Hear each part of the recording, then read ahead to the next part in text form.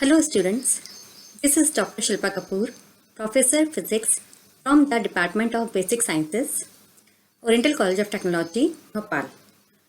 The topic of my video is Introduction to Energy and its Sources. Brief flow of presentation. Introduction, classification of energy resources, primary and secondary sources of energy, renewable and non-renewable energy, conventional and non-conventional sources of energy, energy scenario in India. Introduction. As we all know, energy is the ability to do work. All the organisms need energy to live. Energy is connected to all human activities. Whenever we think or move, we use the energy that is stored in our body, and all the objects that we use or that surround us need energy to work or needed energy when they were built. Energy illuminates us and warms our houses, allow us to move, feeds the tool we use to produce food, and so on. All that produces energy is an energy source. The sun is the main source of energy for the earth.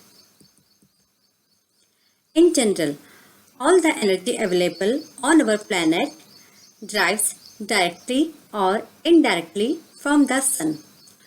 Water energy, wind energy, chemical energy of fossil fuels, for example, coal, oil and natural gas, and biomass, that is wood, even waves energy. Tides energy derives from the gravitational fields of the sun, moon and earth. Geothermal and nuclear energy do not derive from the subsequent transformation of the solar energy but are related to the earth formation. Classification of energy sources.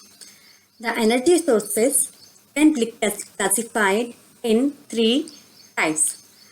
So the first type is the primary and secondary energy. The second type is the renewable and non-renewable energy. And third is conventional and non-conventional energy.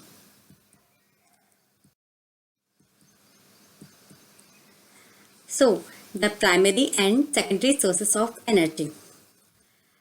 The primary source can be directly used as they appear in the natural environment: coal, oil, natural gas and wood. Nuclear fuels, for example uranium, thorium, the sun, the wind, the tides, mountains, lakes, the rivers.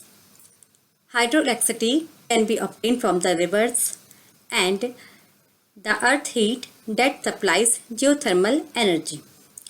As from the figure, we can see that the primary sources of energy are the crude oil, hard coal, natural gas liquids, natural gas, nuclear energy, etc.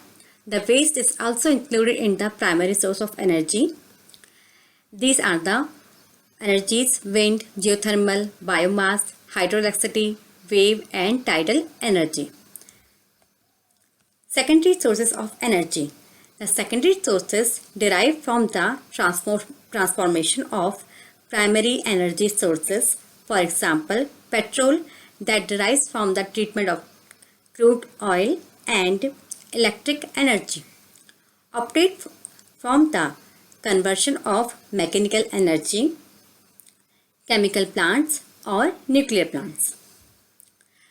So we can see that the crude oil, when transformed, it gives the petroleum products, manufactured solid, for example fuel and gases.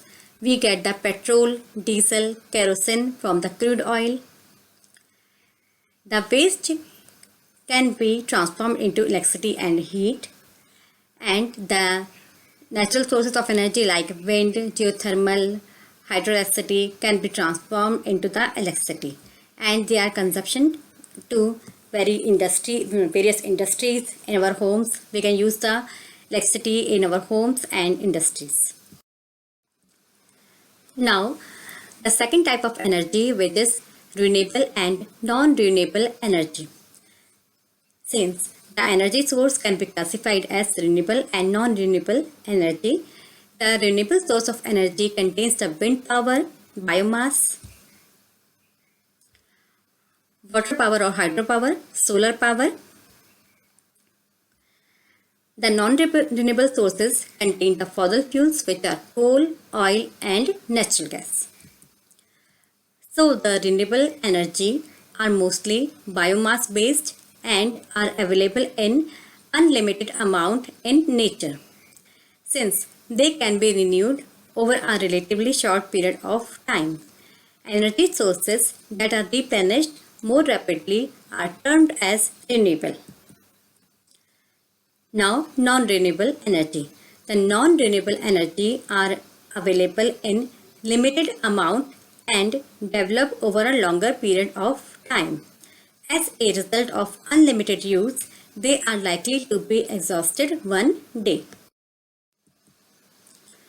Now, the another sources are the conventional and non-conventional sources of energy. So, the sources of energies are conventional and non-conventional.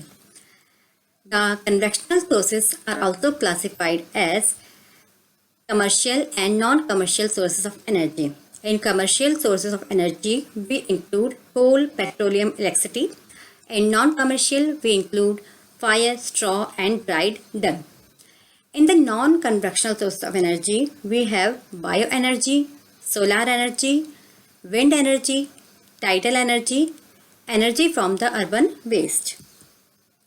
So, the conventional sources of energy are not abundant, present in limited quantity. Example, coal, petroleum, natural gas. They have been used for a long time. They are again classified as commercial and non-commercial sources of energy. The sources which can be purchased or sold are called the commercial energy sources. For example, coal, oil, fuels, petrol, diesel. The sources which cannot be purchased or sold are called non-commercial energy sources. For example, firewood, straw, etc. Non-conventional sources of energy are abundant in nature. For example, solar energy, wind energy, tidal energy, biogas, biomass, etc. The difference, now what is the difference between the conventional and non-conventional sources of energy? So we have the difference. So conventional sources of energy have been used for a long time. Then non-conventional sources of energy are yet in development phase over the past few years.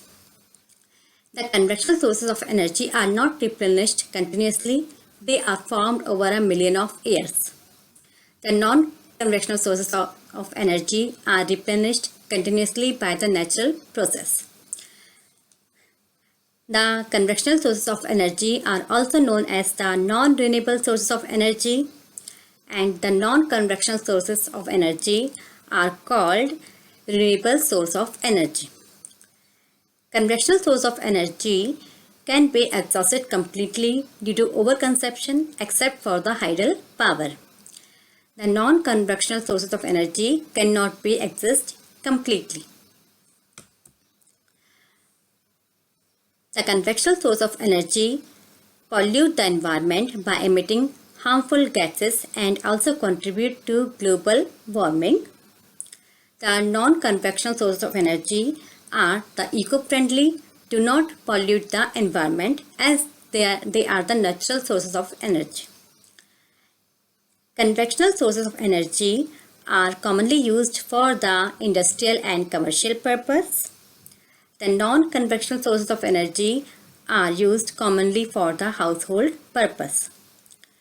The non-conventional sources of energy using the sources which are less expensive, while the conventional source of energy have heavy expenditure and they are costly in maintaining the sources. The conventional sources of energy are used extensively at a higher rate than non-conventional sources of energy.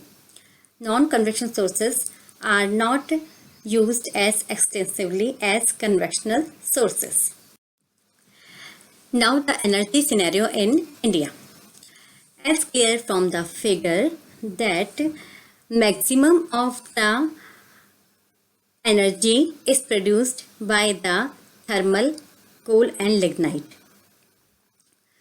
From the renewable source of energy, we have produced the 21% of the energy. From the hydro energy, we have produced 13%. And the contribution of the nuclear energy is 2%. Contribution of gas is 7.21%. Contribution of diesel is 0.2%.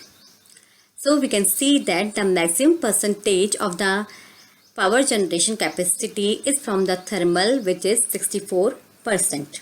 From the coal and lignite, it is 56.9%. And we have seen that the power generation capacity of India on 30th September 2018 is